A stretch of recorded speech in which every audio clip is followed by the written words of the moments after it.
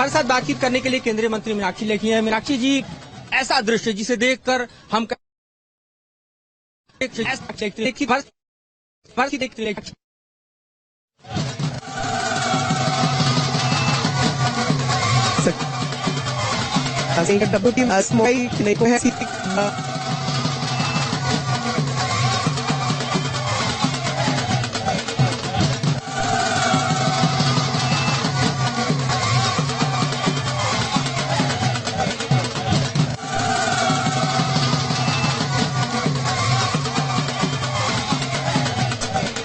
तो फिलहाल ये देश भर में हो रही जश्न की तस्वीरें हम आपको दिखा रहे हैं। थोड़ी देर में हम आपको लिए चलेंगे इसरो के सेंटर, जहां पर भी प्रेस कॉन्फ्रेंस होने वाली है और हमारे वो तमाम वैज्ञानिक जिनका ये टीम एफर्ट, ये टीम वर्क जो सफलता के नए आयाम को छू चुका है, उनकी जुबानी सुनेंगे, क्योंकि पूरा देश इंतजार कर रहा है उन्हीं की आवाज का, उनके अपने एक्सपीरियंस का। आज वो कैसा महसूस कर रही हैं, सालों की ये जो मेहनत थी और किस तरह से इस पूरे ऑपरेशन को अंजाम दिया गया, सब कुछ वो बताने वाले हैं। लेकिन फिलहाल इन तस्वीरों के जरिए आप देखिए, देश के हर एक हिस्से से ये जश्न की तस्वीरें सामने आ रही हैं। ढोल नगाड़े, हाथों में तिरंगा लिए आतिशबाजी करते हुए लोग आपको नजर आएंगे।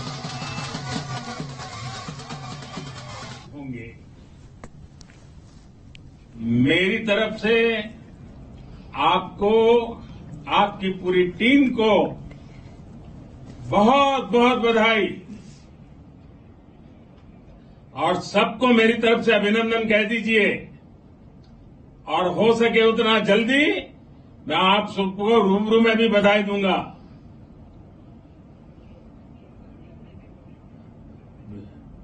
बहुत बहुत शुभकामनाएं और बहुत बहुत बधाई। ओके, नमस्कार। Moon or Earth, what we are trying to do. There are 7 instruments on board Aditya L1. Now let me complete some more. तो फिलहाल अभी आपने जो सुना, प्रधानमंत्री नरेंद्र मोदी ने फोन पर बात की है और जो भी लग रहा था कि वो इसरो चीफ से ही बात कर रहे थे और उन्हें शुभकामनाएं दे रहे थे। उन्होंने कहा कि वो जल्द ही जैसे ही वापस लौटेंगे समिट से रूबरू होकर शुभकामनाएं देंगे, उनके बीच में वो होंगे। तो ये जो खुशी है इस वक्त न केवल हिंदुस्तान में बल्कि पूरी दुनिया में इसका डंका बजा है और ये खुशी जाहिर की जा रही है। फिर चाहे वो हिंदुस्तान की तस्वीरें तो आप देख रहे हैं, फिर चाहे वो पाकिस्तानी क्यों ना हो, क्योंकि पाकिस्तान की तरफ से बयान आया था कि वो चाहते हैं कि ये सक्सेस हो और एक बहुत बड़ा आयाम है जो लिखा जाएगा सफलता के पन्नों पर। और ऐसे ही लिखा गया है। आप अमेरिका की नासा की बात कर लीजिए या और आप दूसरे देशों की बात कर लीजिए, तो इस वक्त हिंदुस्तान पर सबकी निगाहें टिकी हैं। और अब देखिए अंतरिक्ष में भी कैसे भारत का डंका आज बजा है। ये तस्वीरें महज बानगी भर हैं। तो अलग अलग जगहों से देश के हम आपको ये तस्वीरें दिखा रहे हैं। आप देखिए तिरंगा हर तरफ आपको नजर आएगा और यही कारण है कि लोग ढोल नगाड़ों की थाप पर गा रहे हैं, जश्न मना रहे हैं। एक बार फिर से हम चलते हैं इसरो सेंटर, हमारे सहयोगी पिनास वहां पर मौजूद है। पिनास, प्रेस कॉन्फ्रेंस के बारे में आपसे जानना चाहेंगे, कितनी देर में शुरू होगी, क्योंकि सब सुनना चाहते हैं।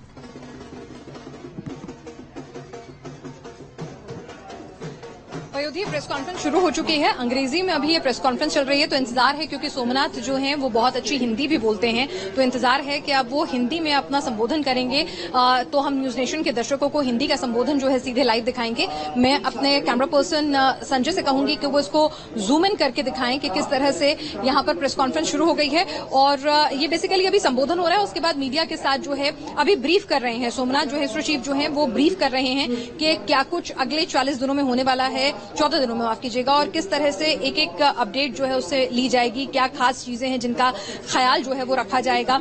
और अब से कुछ ही देर बाद जब धूल जो है वहां पर सेटल डाउन हो जाएगी तो विक्रम लैंडर से उसके भीतर से एक दरवाजा, एक तरह से अगर एक आम भाषा में कहूं तो उस तरह से खुलेगा वो पैनल और वो फ्लैट हो जाएगा, रैंप बनेगा और फिर प्रज्ञान रोवर जो है वो बाहर आएगा और प्रज्ञान रोवर जो है वो फिर उसके बाद जो अपना मिशन है उस पर लग जाएगा। उसके सोलर पैनल जो है चांद पर इस वक्त सुबह होगी तो वहां पर सूर्योदय होगा, तो वहां पर उसकी एनर्जी से चार्ज होंगे उसके सोलर पैनल और वहां पर आने वाले 14 दिन तक जो है वो जानकारी जुटाएगा। आपको बता दें कि विक्रम लैंडर के ऊपर भी कैमराज लगे हुए हैं और प्रज्ञान रोवर के ऊपर भी कैमराज लगे हुए हैं। साथ ही 3 पेलोड विक्रम लैंडर के ऊपर हैं और 2 पेलोड जो हैं वो प्रज्ञान रोवर के ऊपर हैं। तो अलग अलग काम जो है वो सौंपा गया है कि किस तरह से वहां पर जो तापमान है वो इतनी ज्यादा गर्मी जो है उसकी सतह को किस तरह से पार होने देती है, उसको स्टडी करेंगे। वहां पर इतने ज्यादा भूकंप क्यों आते हैं, कितने बड़े पैमाने पर आते हैं, उसको स्टडी करेंगे। वहां की मिट्टी को स्टडी करेंगे कि खनिज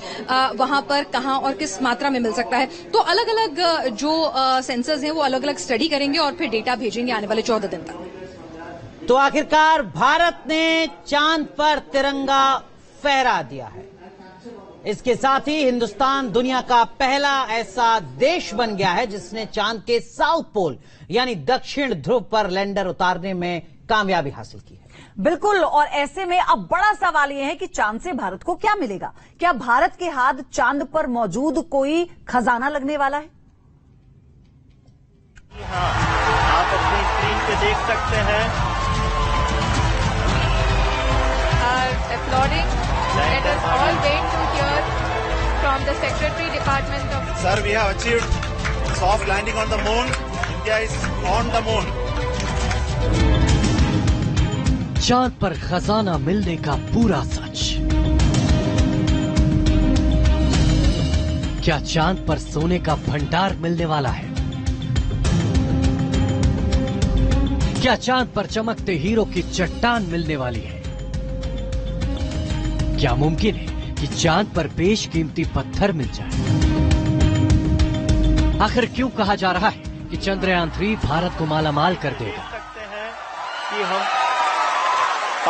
लैंडर मॉड्यूल चंद्रयान 3 की लॉन्चिंग से लेकर सॉफ्ट लैंडिंग तक एक बहुत बड़ा तबका ऐसा है जो ये मानता और पूछता है कि इतने ज्यादा रुपए यानी कि 615 करोड़ रुपए आखिर चंद्रयान मिशन पर क्यों खर्च किए गए। चंद्रयान 3 615 करोड़ रुपए में बना है, तो आइए आपको बताते हैं कि 615 करोड़ रुपए इन्वेस्ट करके आखिर इस मिशन से हिंदुस्तान को क्या मिलने वाला है। धरती से करीब 3,84,000 किलोमीटर दूर आसमान में चमकने वाला चांद दशकों से लोगों का ध्यान अपनी ओर खींचता रहता है। जैसे तैसे तकनीक का विकास हुआ है। चांद के रहस्य को सुलझाने के लिए नए नए तरीके खोजे गए।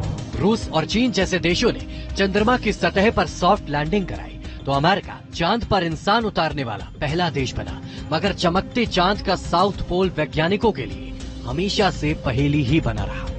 मगर हिंदुस्तान ने चांद पर कदम रखकर अंधेरे में डूबे साउथ पोल के कई ऐसे रहस्यों को सुलझाने की कोशिश की है जो न केवल दुनिया के लिए किसी क्रांति से कम होगा बल्कि भारत की इकोनॉमी को बूस्ट कर देगा। अब सवाल ये कि चांद को भारत की अर्थव्यवस्था से क्यों जोड़कर देखा जा रहा है। भारत के इस मिशन के पीछे एक बड़ी वजह मून इकोनॉमी भी है। जी हां, जानकार कहते हैं कि 2040 तक यह मून इकोनॉमी 4200 करोड़ डॉलर तक पहुंच जाएगी और इस पर उस देश का सबसे ज्यादा कब्जा होगा जिस देश के पास चांद के सबसे ज्यादा रहस्य होंगे।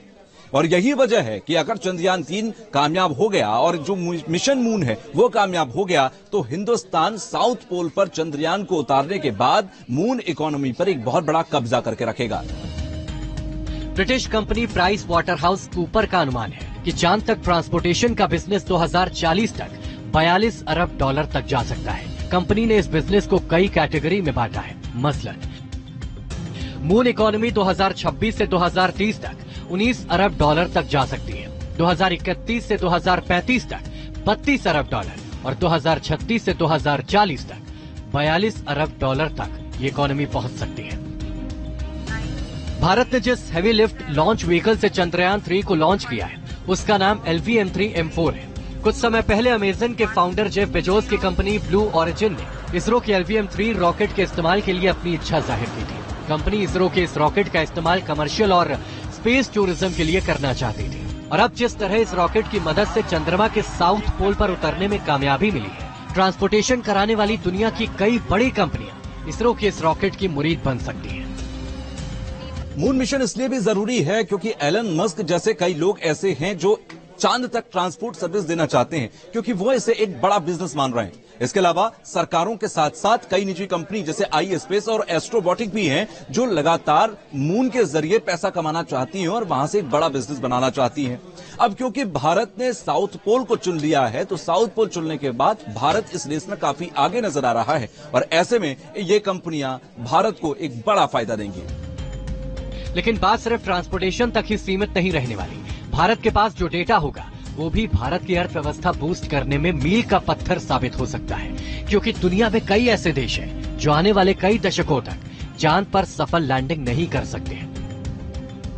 ऐसे देश रिसर्च के लिए भारत से करोड़ों डॉलर में डेटा खरीद सकते हैं। इस डेटा की मदद से वो बिना चांद पर जाए भी अपनी रिसर्च कर सकते हैं, क्योंकि चांद की भूमध्य रेखा का डेटा तो अमेरिका, चीन और रूस के पास भी है, मगर साउथ पोल का डेटा सिर्फ भारत के पास होगा। भारतीय रोवर का यही डेटा बताएगा कि चांद पर पानी मिलता है तो उस पानी से ऑक्सीजन बनाई जा सकती है या नहीं बनाई जा सकती, क्योंकि तभी भविष्य में चांद पर बेस बनाने की उम्मीदें पैदा होंगी।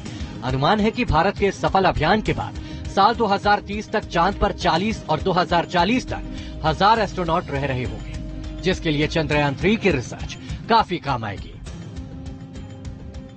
सबसे बड़ा जो फायदा होता है इससे वो ये कि अगर धरती को कल को खतरा पैदा हो जाए तो क्या हम चंद्रमा के ऊपर ऐसे हालात पैदा कर सकते हैं जहां इंसान या जिंदगी बच सके। ये अल्टीमेट लक्ष्य है चंद्रमा को लेकर के, चांद को लेकर के हमारा। उन एक्सट्रीम टेम्परेचर्स के ऊपर क्या मटेरियल चाहिए होगा ऑपरेट करने के लिए, और अगर ऊपर नहीं है तो क्या क्रेटर्स में नीचे जाकर के हम बना सकते हैं ऐसी कॉलोनीज जहां इंसान सरवाइव कर सके, जहां जिंदगी पनप सके। ये सारे सवाल जो हैं ये हम क्रैक करेंगे। अब सवाल यह है कि दुनिया के लिए चंद्रमा के साउथ पोल के आंकड़े क्यों खास हैं? दरअसल लूना 25 और चंद्रयान से पहले लॉन्च हुए सभी यानों ने चांद की भूमध्य रेखा पर उतरने की कोशिश की थी, क्योंकि वहां उतरना साउथ पोल के मुकाबले काफी आसान है। चंद्रमा के साउथ पोल पर बने गड्ढों में 2 अरब सालों से सूर्य की रोशनी नहीं पहुंची है। इस वजह से यहाँ का तापमान -230 डिग्री सेल्सियस तक कम हो सकता है।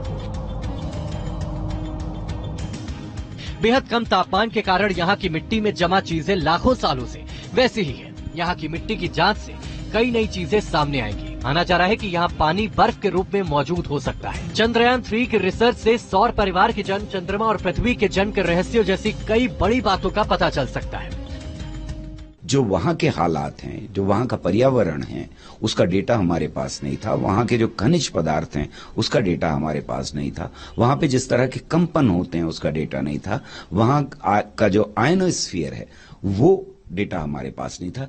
ये डेटा हमारे पास होगा तो दुनिया के और साइंटिस्ट ने जो डेटा साउथ से कलेक्ट किया है, नॉर्थ से कलेक्ट किया है, ये साउथ का डेटा है, ये मिल करके हमारी जो जिगसॉ पजल है बहुत सारे सवालों का वो कंप्लीट हो जाएगा। वैसे 25 सितंबर 2009 को भारत के एक मिशन के दौरान चांद पर पानी की खोज की गई। अब चांद पर अगर पानी है तो वहां इंसान भी रह सकते हैं, इंसानों की बस्तियां भी बसाई जा सकती हैं, और ऐसे में साउथ पोल को चुनकर भारत ने एक नया कीर्तिमान स्थापित कर दिया है। आने वाले समय में जब इंसानी बस्तियां वहां पर बनेंगी तो इसका फायदा भारत को एक बड़े स्तर पर होगा और इससे अरबों डॉलर्स की कमाई भारत की होगी। विज्ञान की एक थ्योरी कहती है कि जब इस ब्रह्मांड में हमारी पृथ्वी ने आकार लिया था, ठीक उसी दौरान चंद्रमा इस धरती से अलग होगा। लिहाजा माना जा रहा है कि चंद्रमा का मूल स्वभाव भी धरती के जैसा ही है, और अगर इसका स्वभाव धरती के जैसा है तो बहुत संभावनाएं हैं कि चंद्रमा के गर्भ में मौजूद तत्व भी वैसे ही होंगे जैसे धरती पर पाए जाते हैं। मसलन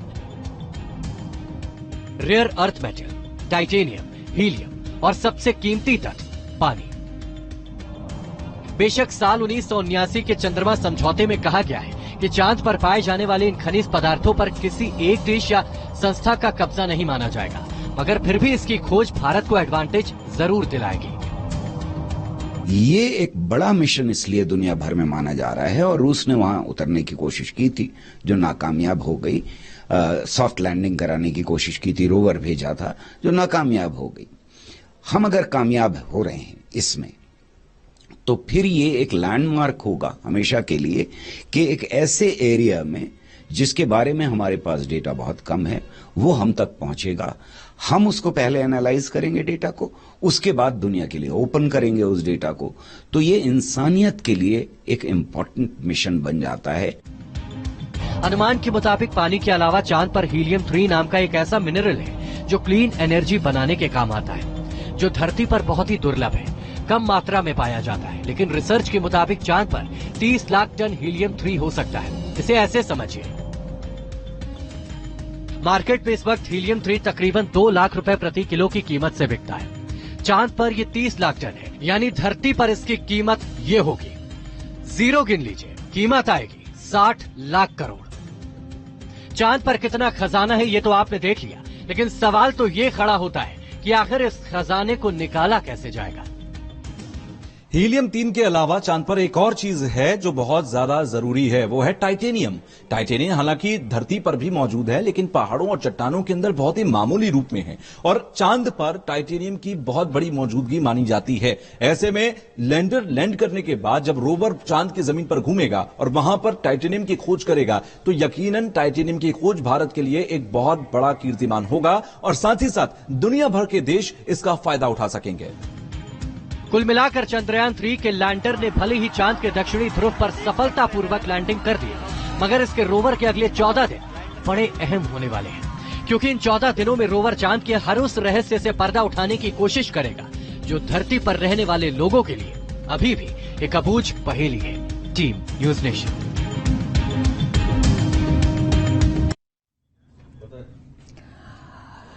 तो इस वक्त की बड़ी खबर आपको बता दें, विक्रम ने संदेश भेज दिया है। इस वक्त की बड़ी खबर, चंद्रमा से चंद्रयान 3 ने संदेश भेजा है। इस वक्त की बड़ी अपडेट आपको बता रहे हैं, भारत में सफलतापूर्वक मंजिल पर पहुंच गया हूं। ये ट्वीट भी किया था काफी देर पहले, इसरो की तरफ से ये ट्वीट किया गया था जिसमें ये बताया गया कि मैं मंजिल पर पहुंच गया हूं, भारत को बधाई। तो इस वक्त की बड़ी खबर आपको बता रहे हैं, मिशन चंद्रयान 3 सफल हो गया है, सफलता के साथ उसकी लैंडिंग हो गई है और अब जो 14 दिन हैं अगले धरती के मुताबिक वो बेहद महत्वपूर्ण, क्योंकि इन 14 दिनों में वो सब कुछ धरती तक पहुंचेगा। हमारे साथ बहुत ही खास मेहमान जुड़ चुके हैं, केंद्रीय मंत्री जितेंद्र सिंह जी। बहुत बहुत स्वागत है सर आपका न्यूज नेशन पर। पूरा देश यहां पर आपको सुन रहा है। 1000 किलोमीटर से 200 किलोमीटर पर उतर आएगा तो वो स्मूथली जाए, थोड़ा सा हो जाए तो, और खासतौर से आखिर के जो 150-200 मीटर का फासला होता है उस समय वो विक्रम पूरी तरह मुक्त हो जाता है, वो अपने विवेक से काम करता है, हमारा कोई नियंत्रण नहीं रहता, तो उसको फैसला स्वयं करना होता है, तो वो एक बड़े क्रूशियल टाइम रहता है। कि साउथ पोल पे भारत पहुंचा है चांद के ऊपर, एक अब माने कि स्पेस टेक्नोलॉजी में भारत अब विश्व गुरु बनने की तरफ कदम बढ़ा दिया। निश्चय भारत ने वो प्रमाणित तौर पर बहुत से ऐसे प्रयोग सफलतम करके दिखाए हैं जो आज तक किसी और देश ने नहीं किए थे। तो वो जमाना जाता रहा जब भारत की पेशा की जाती थी, वो विकसित देशों से सीख लेगा, अब दूसरे देश भारत की ओर देख रहे हैं। बहुत धन्यवाद बात करने के लिए। जितेंद्र सिंह का कहना है कि अब चंदा मामा दूर के नहीं रहे, अब पास के हो गए हैं। अतुल चंद्र, न्यूज नेशन, दिल्ली। तो हमारे सहयोगी विकास चंद्रा ने खास बात की केंद्रीय मंत्री जितेंद्र सिंह से, जिनके जिम्मे इसरो जैसे जो महत्वपूर्ण विभाग हैं वो विभाग थे। और देखिए आज की इस खबर के बाद किस तरीके से जश्न मन रहा है देश के